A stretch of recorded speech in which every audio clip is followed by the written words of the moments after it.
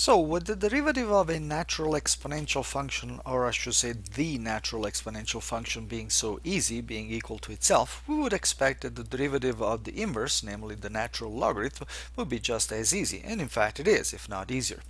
In order to find the derivative of ln x, what we're going to do is we're going to use implicit differentiation. Remember, we noticed that this is a powerful and very effective method when we're trying to compute the derivatives of inverse functions. So we're going to apply exponential to both sides. On the left hand side we end up with e to the y, and on the right hand side we end up with x. At this point we differentiate both sides. Now we know how to take the derivative of the exponential, but we have to remember to apply the chain rule as well. So the derivative of the left hand side will be the derivative of the exponential, which is the same function e to the y, times the derivative of the exponent, which is y prime. Of course we don't know what y prime is, that's what we're looking for. On the right hand side the derivative is fairly easy and it's just x.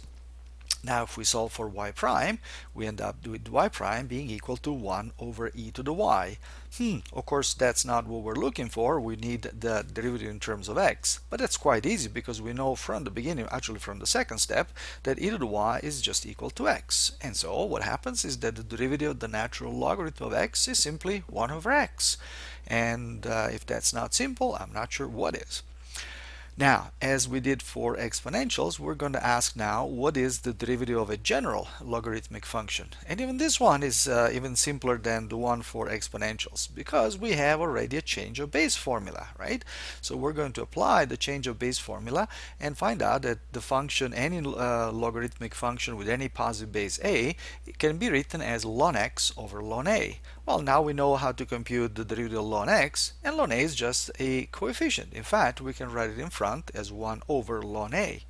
So let's see, the coefficient rule tells us that 1 over ln a stays, and the logarithmic rule we just proved for the natural logarithmic function tells us that the whole derivative is 1 over ln a times 1 over x, or if you prefer, 1 over x ln a.